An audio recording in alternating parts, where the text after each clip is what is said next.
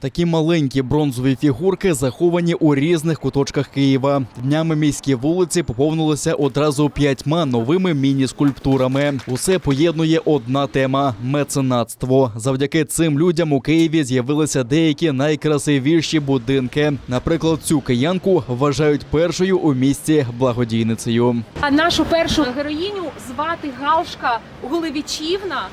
Вона віддала свій маєток, це був 1615 рік, вона віддала, подарувала місту свій маєток. Власне, від цього маєтку бере початок Києво-Могилянська академія.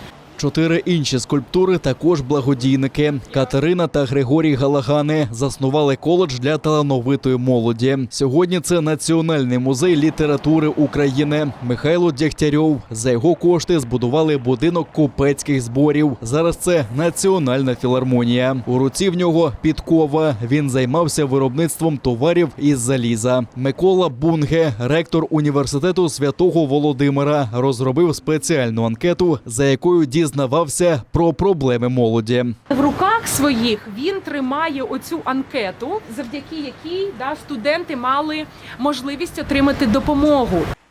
Після смерті ученого його учні зібрали гроші та збудували училище. Сьогодні це Державна судова адміністрація. Давид Марголін був одним із найщедріших меценатів Києва, володів пароплавством на Дніпрі. Наразі у Києві вже 36 бронзових міні-скульптур проєкту «Шукай». Організатори створили туристичні маршрути, якими кияни можуть гуляти та шукати мініатюри.